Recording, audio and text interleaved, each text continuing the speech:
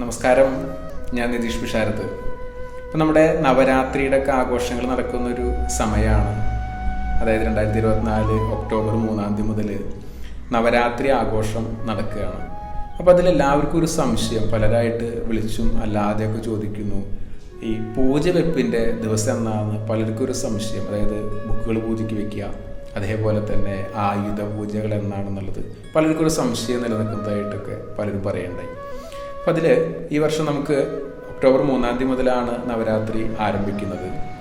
അതിൽ പൂജ വെപ്പ് എന്ന് പറയുന്ന, അല്ലെങ്കിൽ കുട്ടികളുടെയൊക്കെ പുസ്തകങ്ങൾ, പാഠപുസ്തകങ്ങളൊക്കെ പൂജയ്ക്ക് വെക്കേണ്ടത് ഈ ഒക്ടോബർ മാസം 10 വ്യാഴാഴ്ചയാണ് ബുക്കുകളൊക്കെ പൂജയ്ക്ക് വെക്കേണ്ടത്.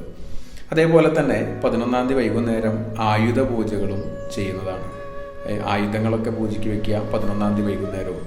12 കഴിഞ്ഞ് 13 രാവിലെയാണ് പൂജയ്ക്ക് വെച്ചിട്ടുള്ള ബുക്കുകളൊക്കെ പൂജവെപ്പ് കഴിഞ്ഞ് തിരിച്ചെടുക്കുക, വിദ്യാരംഭം കുറിക്കുക, ഇങ്ങനെയുള്ള കാര്യങ്ങളൊക്കെ ചെയ്യുക ആ 13 ആ 10 വൈകുന്നേരം പൂജയ്ക്ക് വെക്കുകയും 11 ആയുധ പൂജ, അടച്ചുപൂജ 11, 12 അടച്ചുപൂജയും 13 വിദ്യാരംഭം കുറിക്കുകയാണ് ചെയ്യുക. നന്ദി, നമസ്കാരം.